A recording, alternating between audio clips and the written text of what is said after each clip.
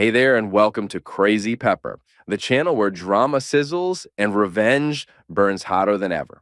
If you love jaw dropping twists, bold characters, and stories that keep you guessing till the end, you're in the right place. Subscribe and dive into gripping tales of betrayal, karma, and ultimate payback.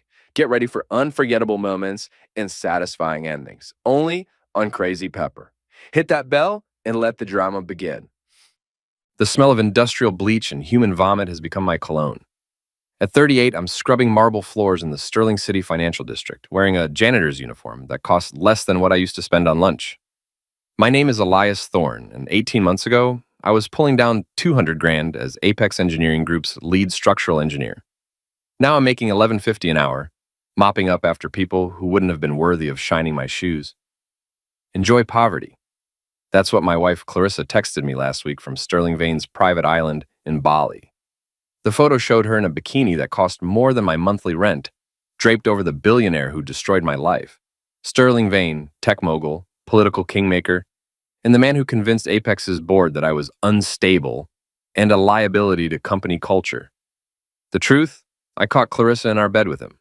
When I confronted them, Vane smiled that perfect politician smile and said, "Better men than you have tried to challenge me, Elias." How do you think that worked out for them? Within a week, I was fired. Within a month, I was blacklisted from every major engineering firm on the East Coast. Vane's political connections run deep, and his reach is longer than my resume. "Yo, Thorne!" Marla's gravelly voice cuts through my bitter reminiscing. She's the crew chief, a 50-something woman with arms like tree trunks and a mouth that could make a sailor blush. "You're going to scrub a hole through that marble if you keep going like that." I look down. I've been grinding the same spot for 5 minutes, my knuckles white around the mop handle. "Sorry, Marla, just thinking."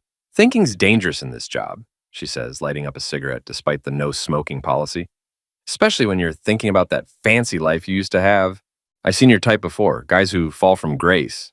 Half of them drink themselves to death, the other half learn to appreciate what they got. What I got is a studio apartment in the Riverside district where the heat doesn't work and the neighbors deal pills at all hours. What I got is a bank account with $347 and a credit score that looks like a golf score. My phone buzzes. Another text from Clarissa.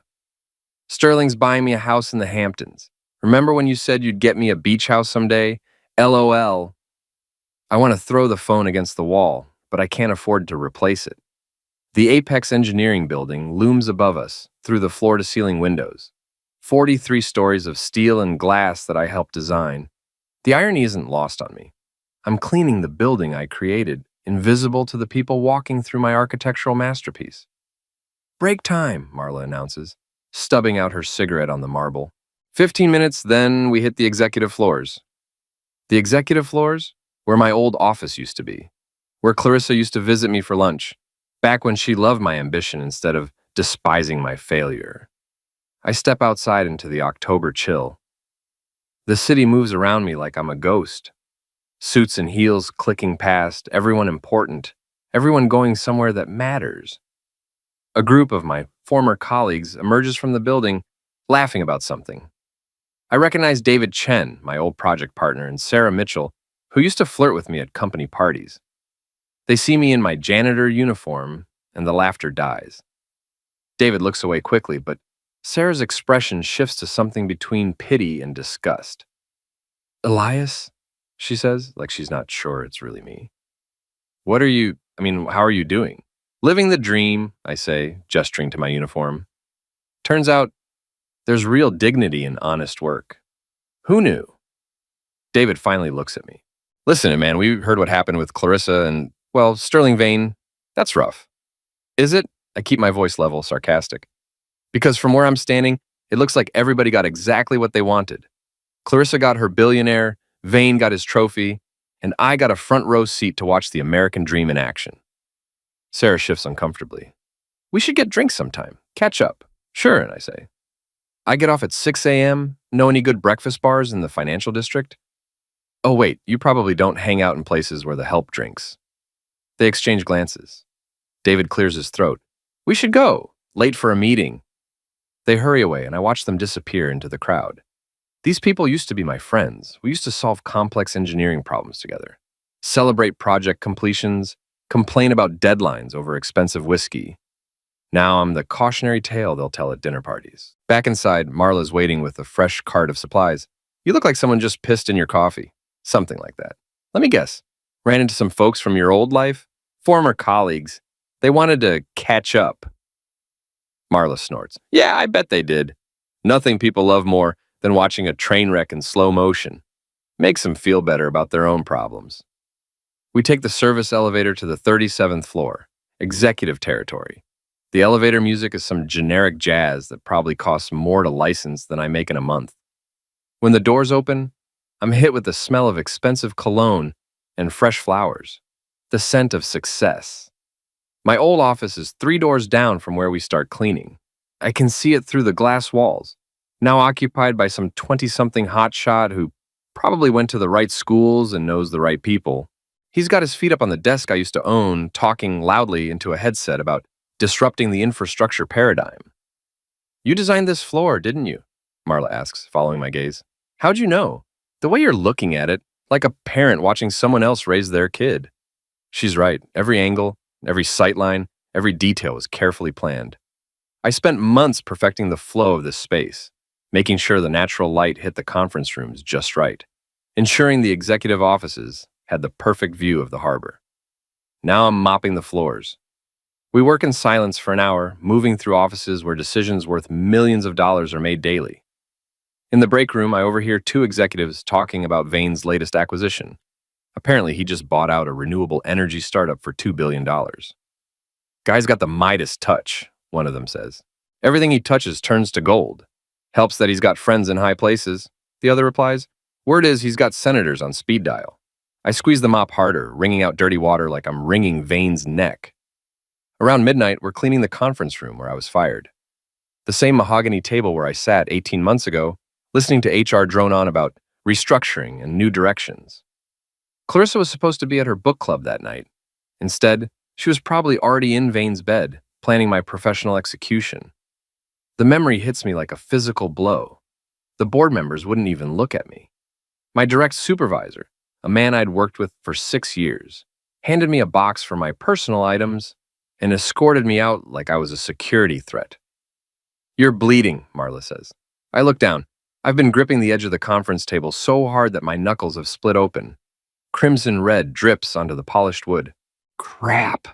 I grab some paper towels, trying to clean up the mess, but the cut on my right hand is deeper than I thought. Crimson red keeps seeping through the makeshift bandage. That needs stitches, Marla says, examining the wound. You gotta go to the ER. I can't afford the ER. Company insurance covers on-the-job injuries, even for us bottom feeders. She's already pulling out her phone. I'm calling you a cab. Go to Sterling General. Tell them you cut yourself at work. I'll cover the rest of your shift. Marla, I can't ask you to. You're not asking, I'm telling. Get your A to the hospital before you bleed out on my clean floors. Sterling General's emergency room at 1 a.m. is exactly what you'd expect. A circus of human misery with fluorescent lighting and the smell of disinfectant mixed with despair. I sit in a plastic chair that's probably older than some of the medical residents, pressing paper towels against my still bleeding hand. The intake nurse, a tired-looking woman in her 50s, barely glances up from her computer. Insurance? I slide over the card for the janitor company's bare-bones health plan. She scans it like it might explode. Workplace injury? Cut my hand on some broken glass. How long ago? About an hour. She hands me a clipboard thick with forms. Fill these out. Someone will see you eventually. Eventually turns out to be 3 hours. By the time my name is called, I've read every magazine in the waiting room twice and memorized the medical histories of half the people around me. A young resident who looks like he hasn't slept in a week leads me to a curtained-off area that smells like industrial sanitizer. I'm Dr. Martinez, he says, examining my hand under a bright light. This is pretty deep. You're going to need stitches. He pauses, studying the wound more carefully. How exactly did this happen? Broken glass. I was cleaning an office building. Janitor? There it is, that slight change in tone. The barely perceptible shift that says, oh, you're one of those people. I've gotten used to it. That's right. He starts cleaning the wound, and I grit my teeth against the sting of antiseptic. We'll need to run some blood work, make sure there's no glass fragments, check for infection risk. Is that really necessary? I mean, it's just a cut. Standard protocol for this type of injury. Plus, your insurance requires it. He draws blood into several vials, labeling each one carefully. Results should be back in an hour or so. An hour turns into 2. I'm starting to wonder if they've forgotten about me when Dr. Martinez returns, but he's not alone. An older man in an expensive suit follows him, clearly the attending physician. Mr. Thorne? The older doctor extends his hand. I'm Dr. Julian Vance. I've been reviewing your blood work, Vance. The name hits me like ice water. Any relation to Sterling Vane? His expression doesn't change. My nephew, but that's not why I'm here. He sits down and something in his manner makes me pay attention. Your blood work showed some unusual markers. Unusual how? Genetic markers that are quite rare. Extremely rare, actually. He exchanges a glance with Dr. Martinez. I've taken the liberty of calling in a specialist. Dr. Elena Halloway from our genetics department. A genetics specialist? For a cut hand? Mr. Thorne, when was the last time you had comprehensive blood work done? I think about it. Maybe 5 years ago? Annual physical when I had good insurance. And your family medical history? I don't know much about it.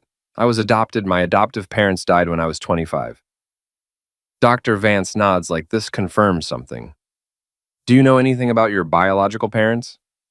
My father's name was Arthur Thorne. That's all I know. Why are you asking me this?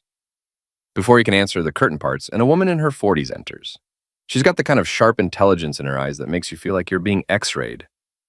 Dr. Elena Halloway, she says, not offering to shake hands. I've been reviewing your genetic profile, Mr. Thorne. This is going to sound impossible, but I need to ask you some questions. Lady, I just want to get my hand stitched up and go home. Have you ever heard the name Alaric Sterling Cross? The name stops me cold. Everyone in Sterling City knows that name.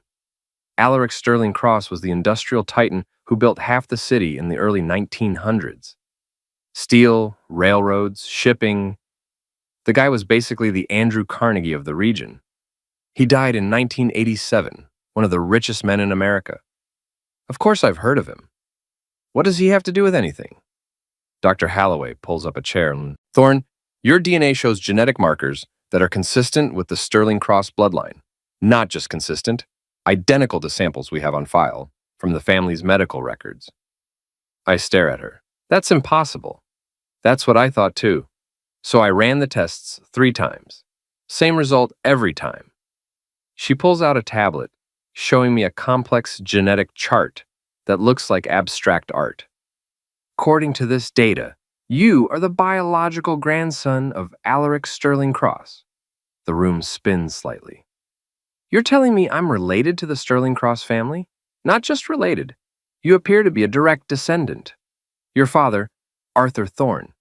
That wasn't his birth name. According to records I've been able to access, he was born Arthur Sterling Cross in 1962. He was given up for adoption as an infant. Dr. Vance leans forward. There were rumors back in the day.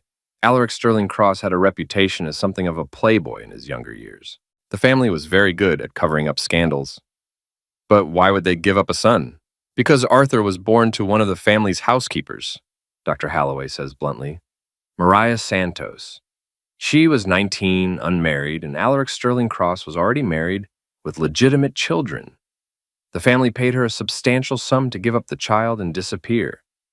I feel like I'm in some kind of fever dream. This is insane.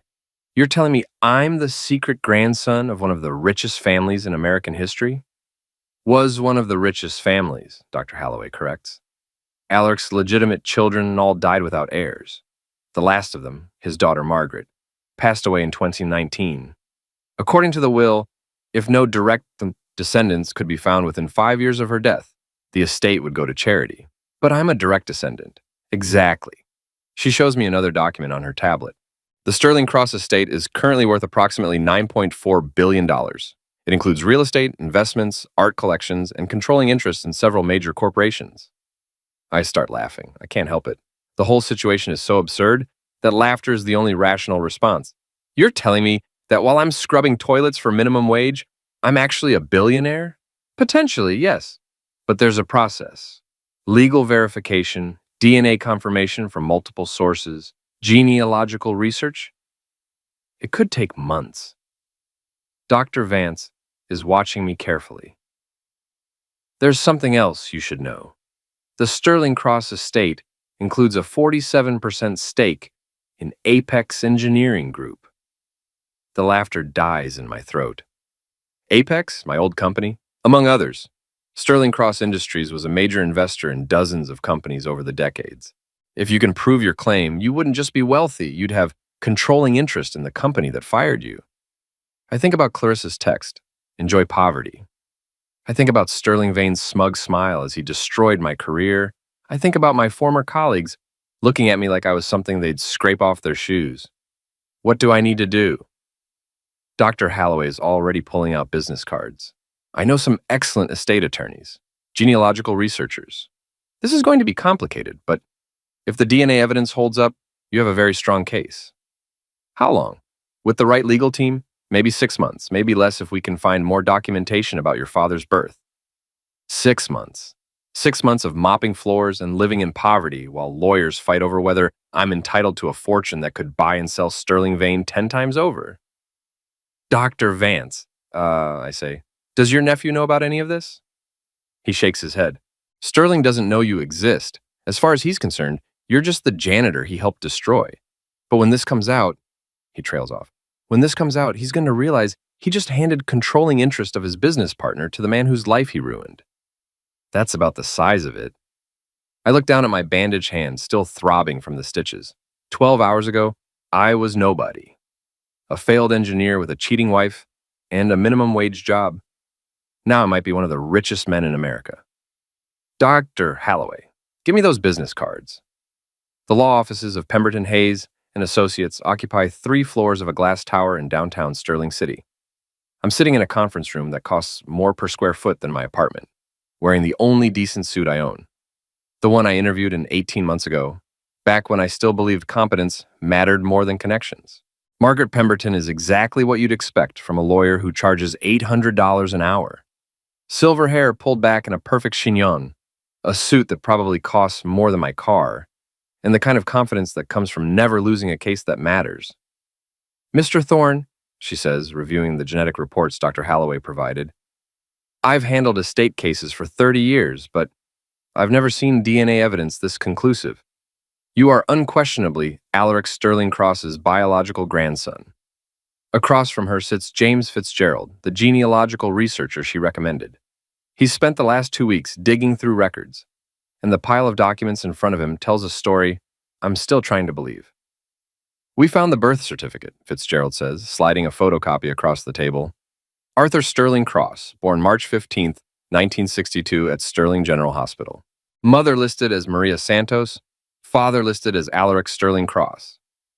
They put his real name on the birth certificate? Alaric Sterling Cross was arrogant, Pemberton explains.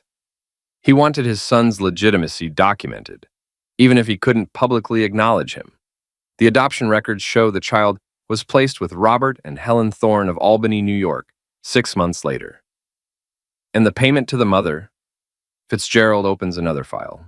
Bank records show a payment of $50,000 to Maria Santos in September 1962. A lot of money in those days. She disappeared after that. No employment records, no tax filings, nothing. The family made sure she vanished. I study the birth certificate.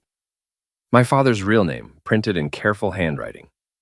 Arthur Sterling Cross, the son of a billionaire, raised by middle-class adoptive parents who never knew they were caring for industrial royalty.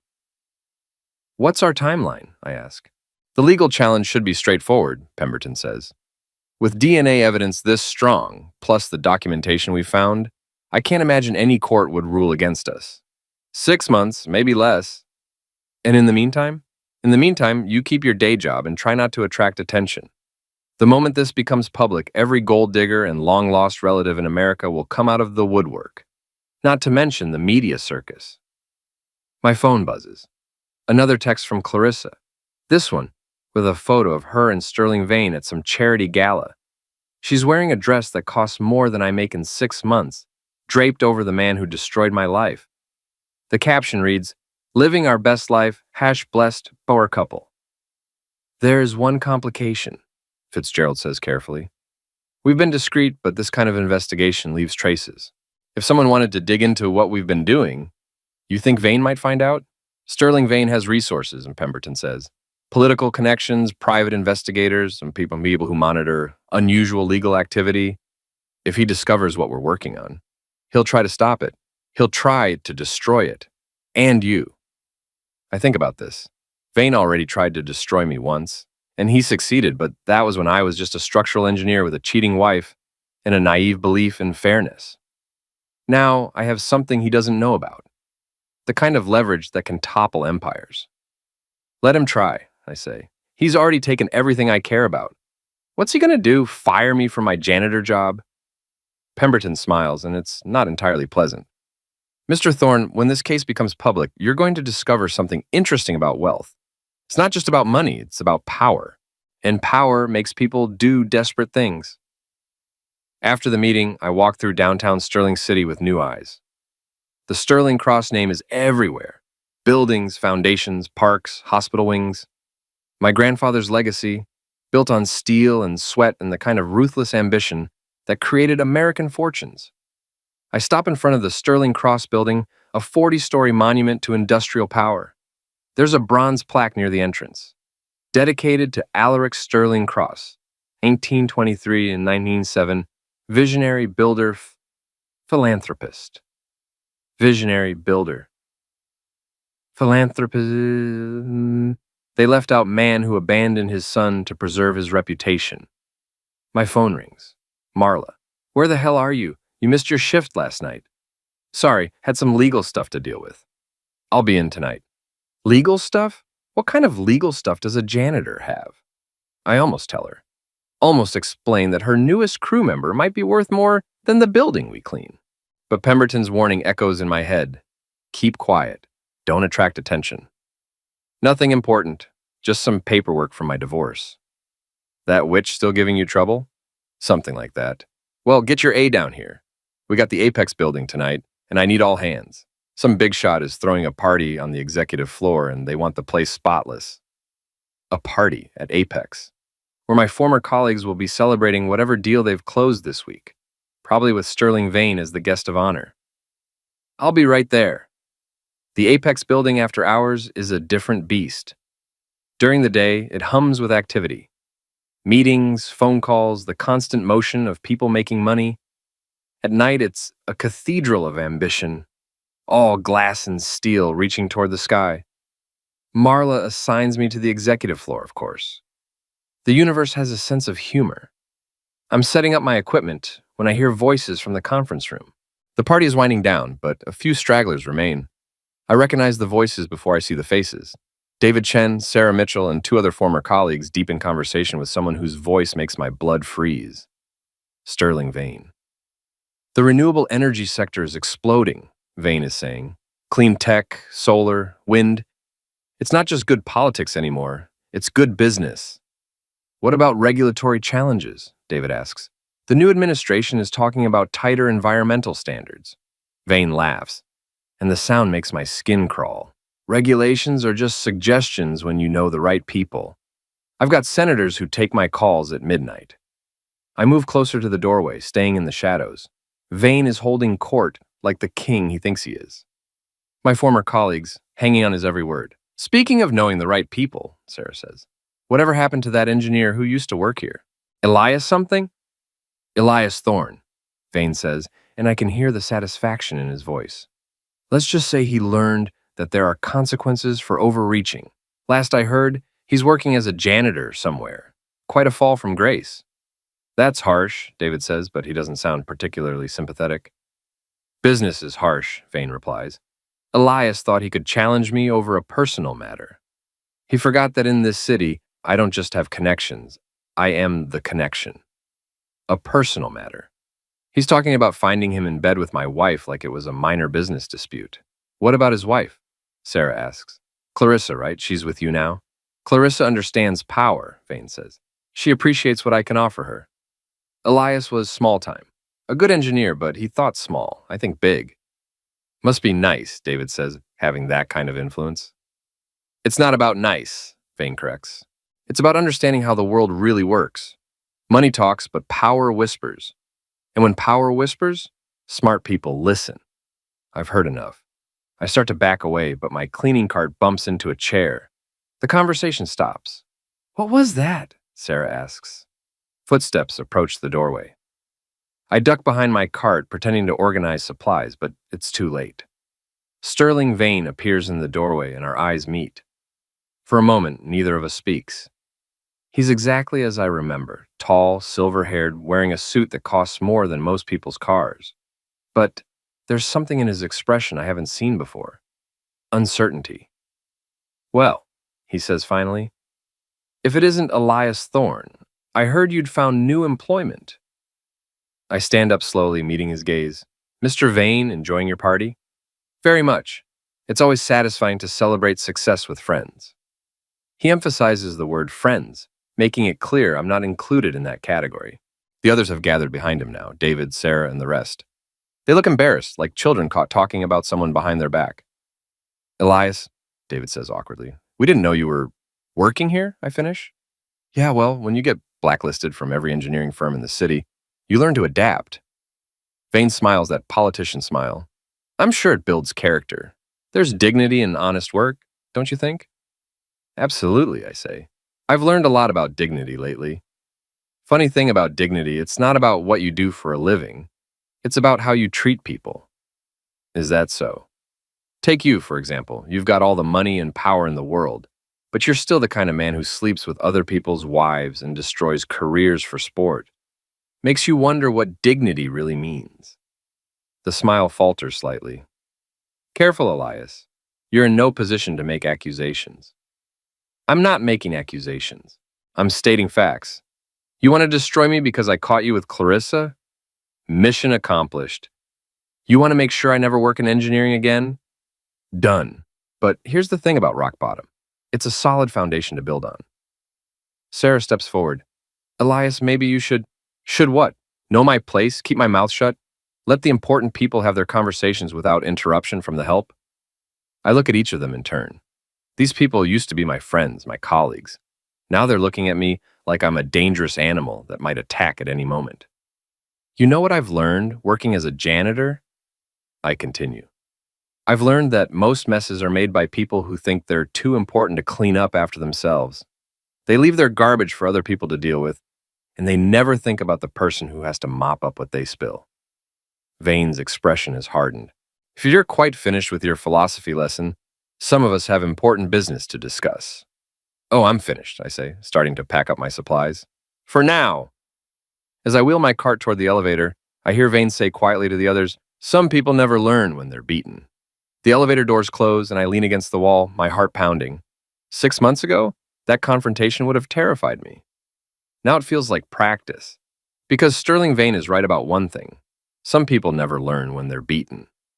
But he's wrong about which one of us that applies to. My phone buzzes with a text from Margaret Pemberton. "Good news. We found additional documentation. Can you meet tomorrow at 2 p.m.? This changes everything." I smile as the elevator descends. Changes everything. I like the sound of that. Margaret Pemberton's conference room feels different this time. Maybe it's the stack of legal documents on the table, or the way she's smiling like a shark that just smelled blood in the water. James Fitzgerald is practically bouncing in his chair, which is unsettling for a man who usually has the emotional range of a funeral director.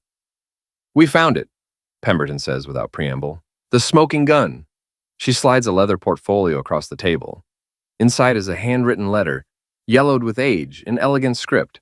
"Alaric Sterling Cross wrote this to his attorney in 1985, 2 years before he died," Fitzgerald explains. "It was sealed in a safety deposit box that we just gained access to." I read the letter aloud. "Should any biological descendants of mine come forward with legitimate claims to inheritance, they are to be recognized as rightful heirs, regardless of the circumstances of their birth. I have made mistakes in my personal life, but I will not compound them by denying my blood their birthright." He knew, I say. "He knew about my father. More than that," Pemberton says. "This letter specifically mentions the son I gave away in 1962. He was talking about Arthur, about your father. Why didn't he do anything about it while he was alive?" "Pride." Fear of scandal. His wife was still alive then, and she never knew about the affair. But guilt is a powerful thing, Mr. Thorne. This letter proves that Alaric Sterling Cross wanted his secret son recognized as a legitimate heir. Fitzgerald opens another file. We also found financial records showing that Alaric had private investigators tracking Arthur's life. He knew about Arthur's marriage, knew when you were born, he even had photos. He shows me a manila envelope containing surveillance photos from the 1980s. My father as a young man, my adoptive mother pushing a stroller, me as a baby, through a park in Albany.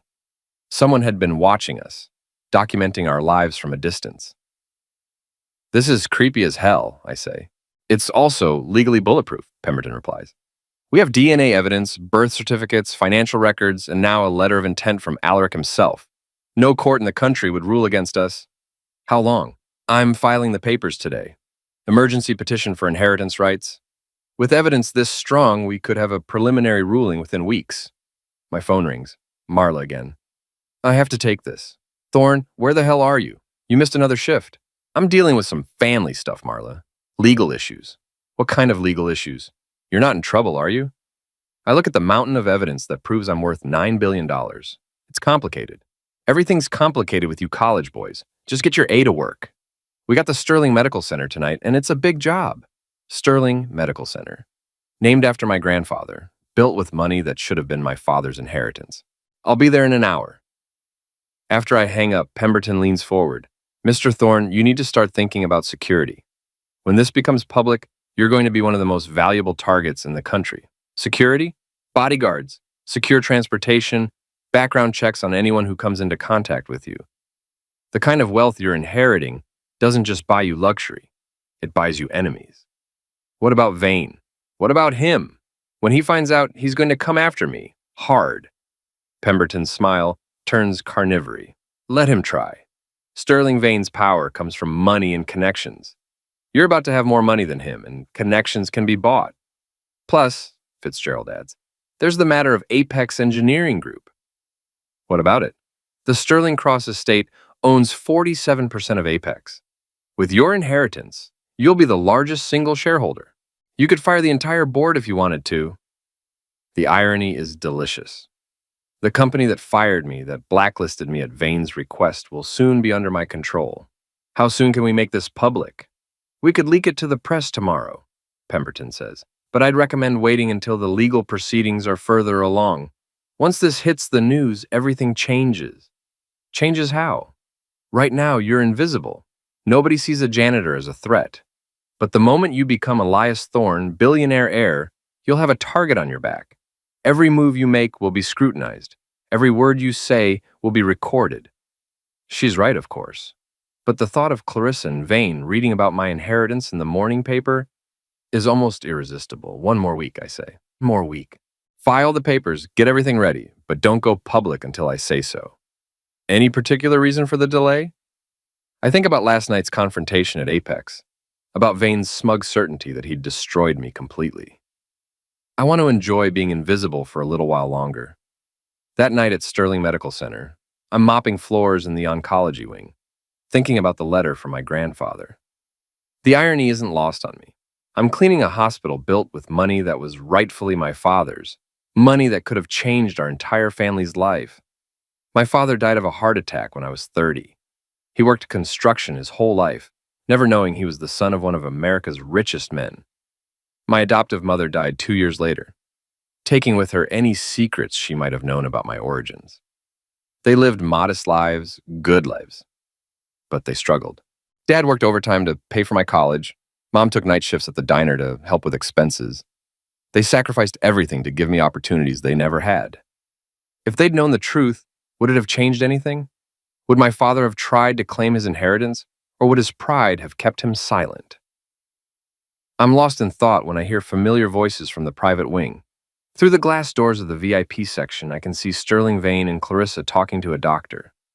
Vane looks agitated, gesturing emphatically. I move closer, staying in the shadows. The conversation is heated, but I can only catch fragments. Absolutely confidential, Vane is saying. Understand your concerns, but, the doctor replies. Cannot let this information, Clarissa interjects. Information.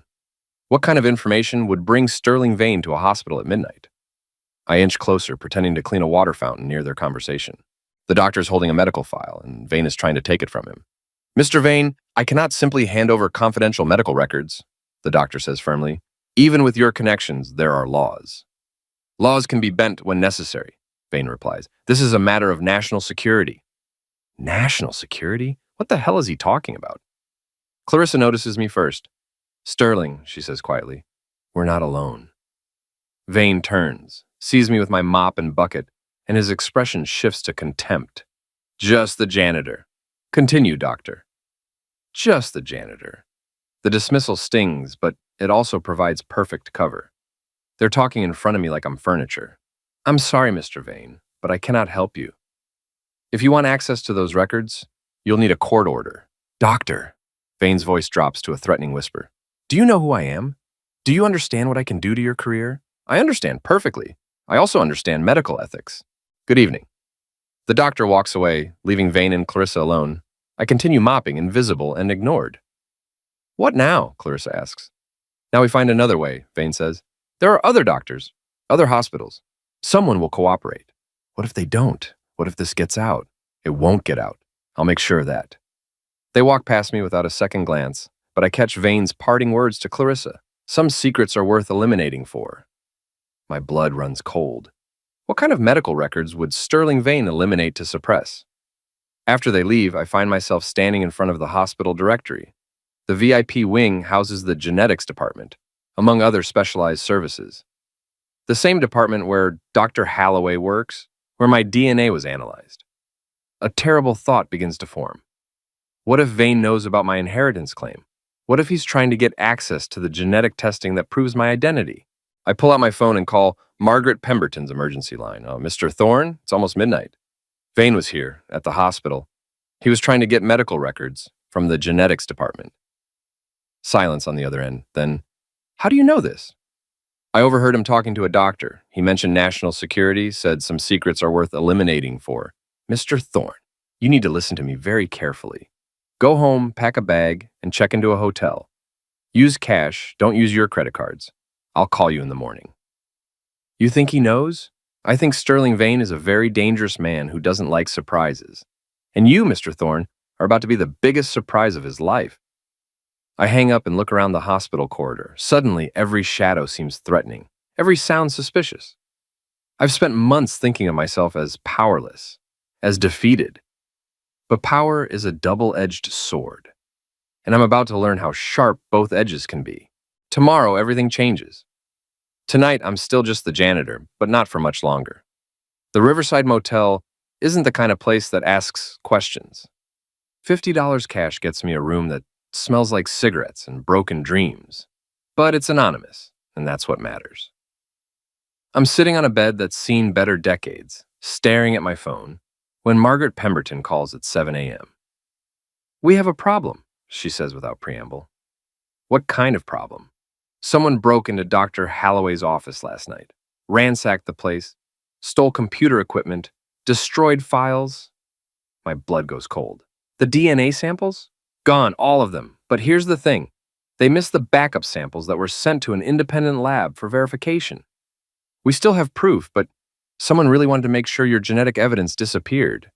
Vane, almost certainly, which means he knows about your claim. The question is, how much does he know? Enough to try to destroy the evidence. Mr. Thorne, I'm accelerating our timeline. I'm filing the inheritance petition this morning and calling a press conference for this afternoon. Once this becomes public, Vane can't make you disappear without attracting attention. Make me disappear? You're about to inherit $9 billion and controlling interest in companies where he has significant investments. Men have been eliminated for a lot less.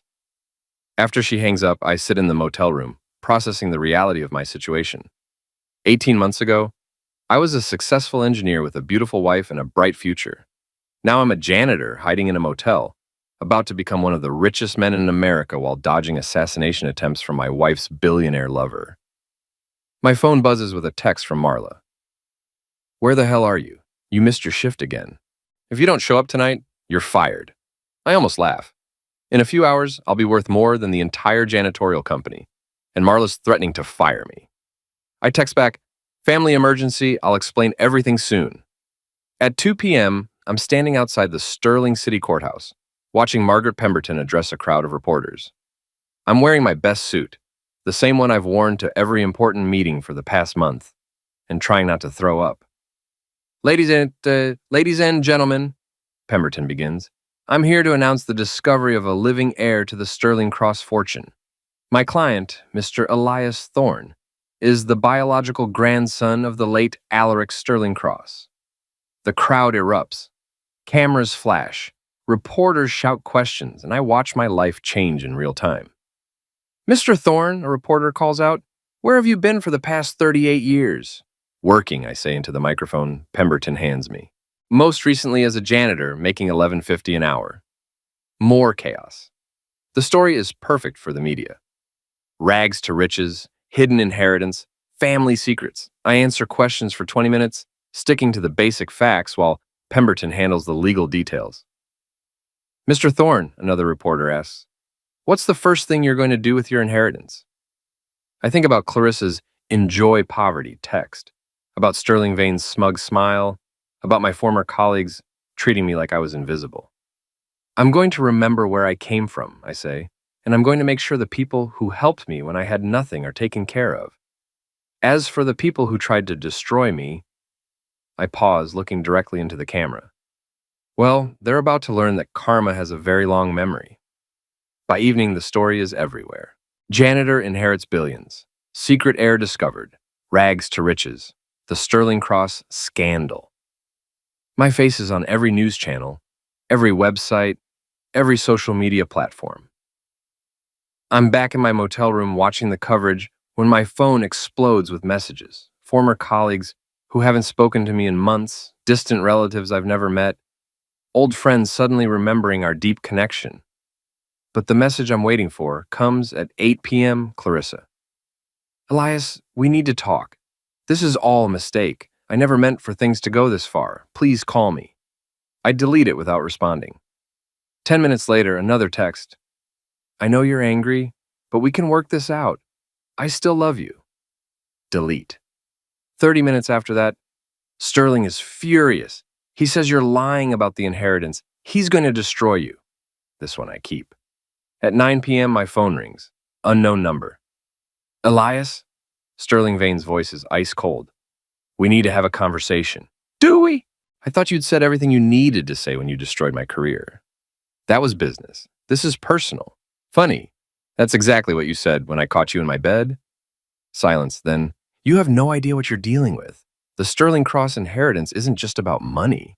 There are national security implications, government contracts, classified technologies. You're in over your head. Sounds like your problem, not mine. It becomes your problem when people start dying, Elias. Withdraw your claim. Take a settlement, 50 million, 100 million, whatever you want. But walk away from this. Or what?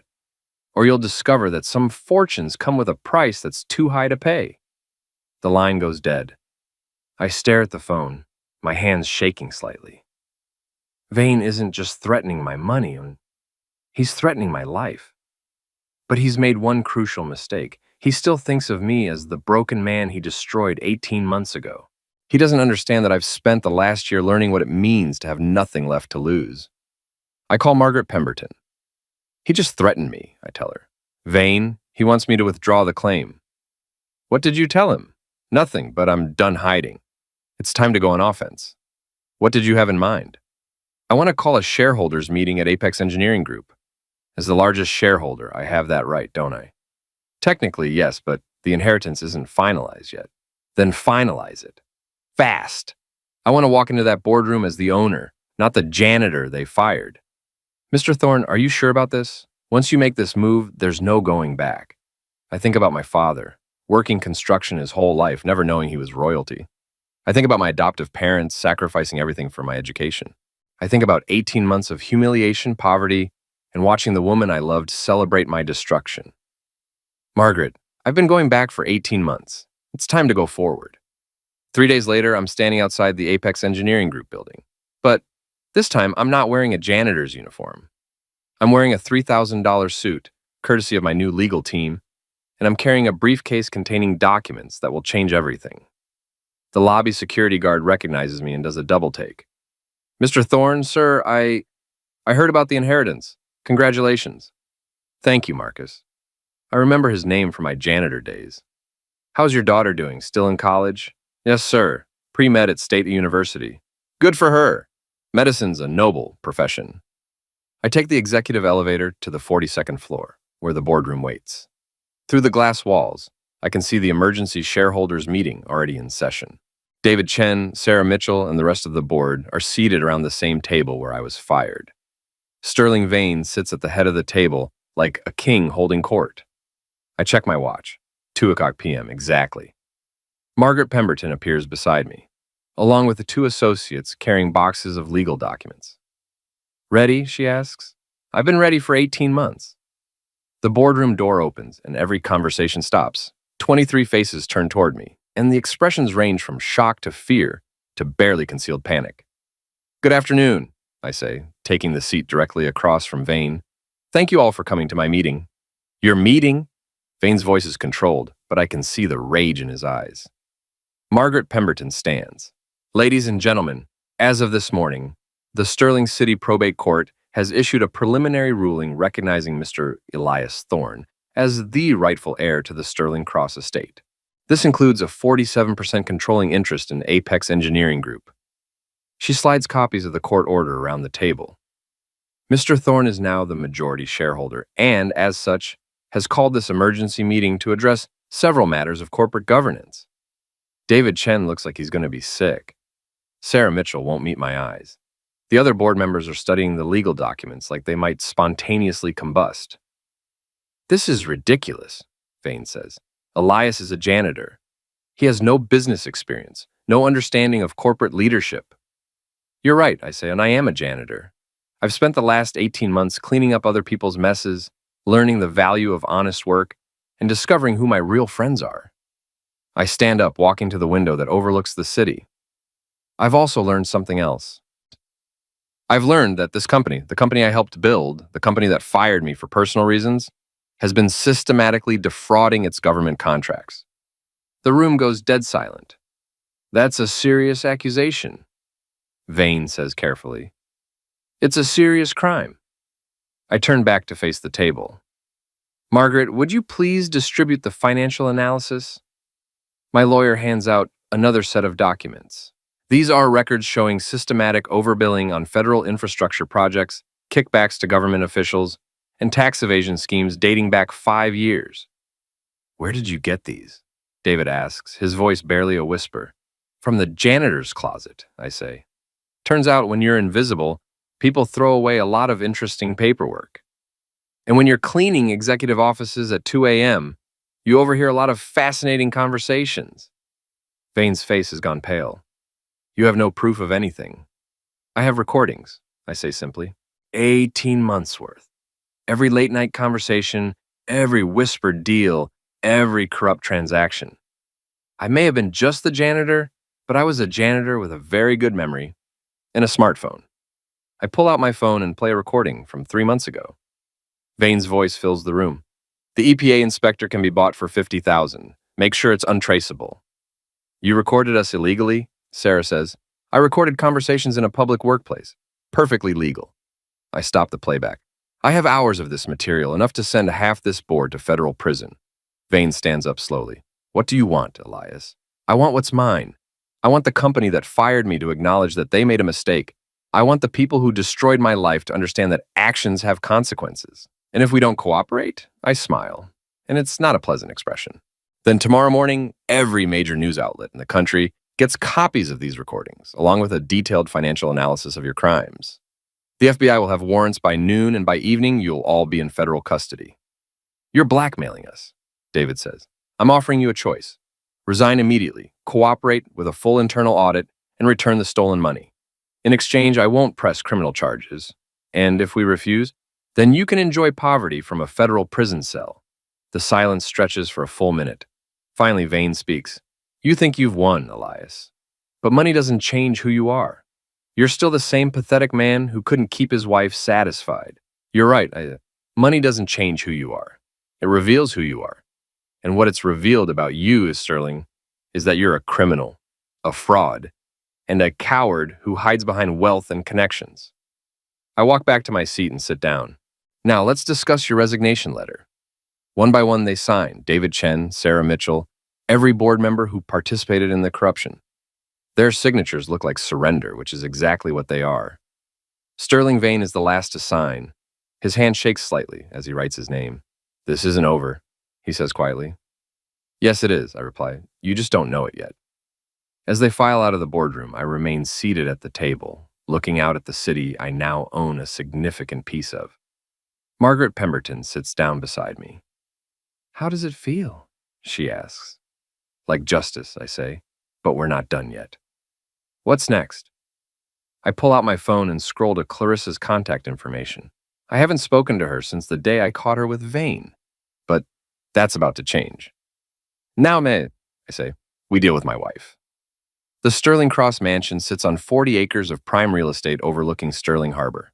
I inherited it 3 days ago, along with everything else, but I haven't been inside yet. Today seems like the right day for a homecoming. The house is exactly what you'd expect from a robber baron's estate. 30 rooms of marble, mahogany, and old money arrogance. But it's mine now, and that changes everything.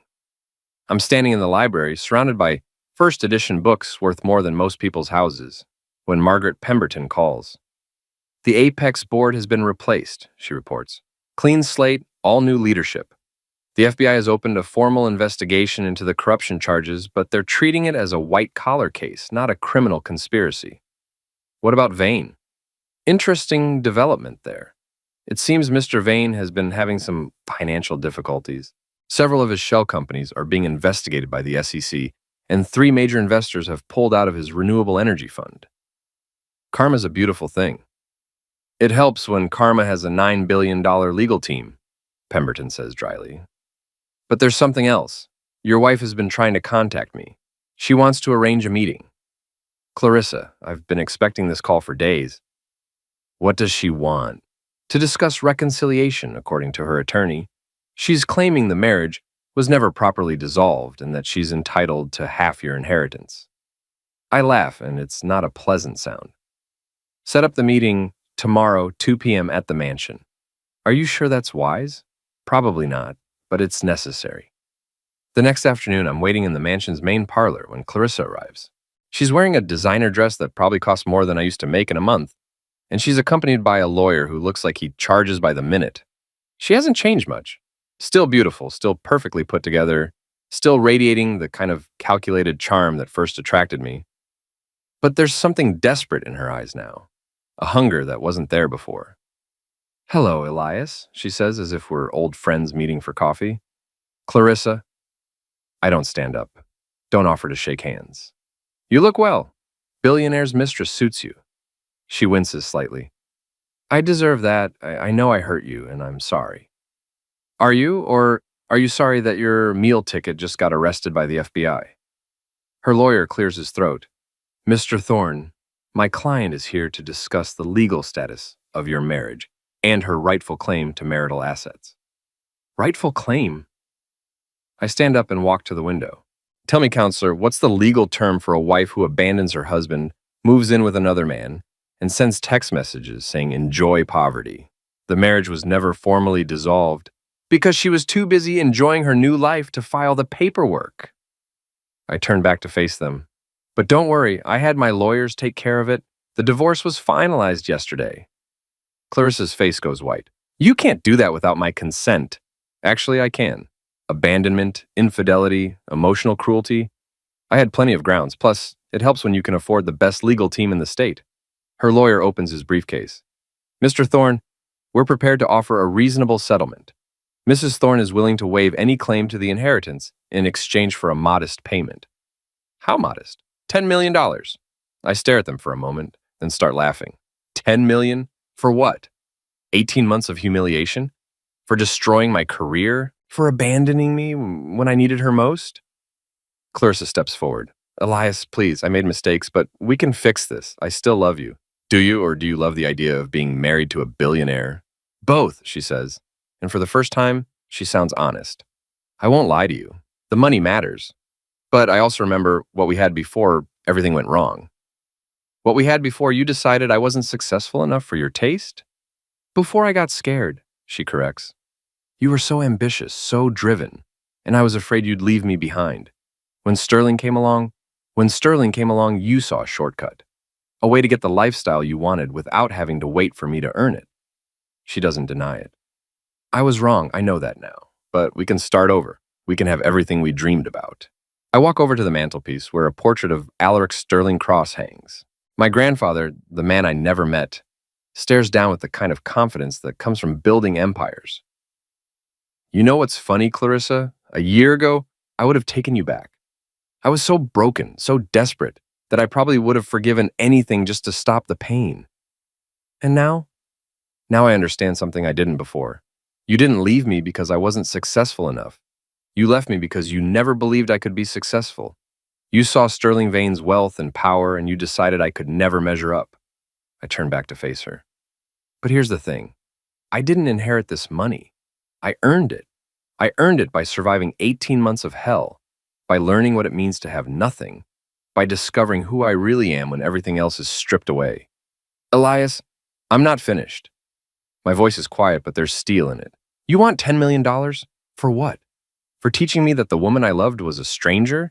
For showing me that my friends were fair weather? For forcing me to discover strength I didn't know I had? I walk over to the desk and pull out a checkbook. You know what? You're right. You deserve compensation for your contribution to my life. I write out a check and hand it to her. She looks at it and her face crumbles. $1? She whispers. For services rendered, I say. It's more than you're worth, but I'm feeling generous. Her lawyer starts to object, but I cut him off.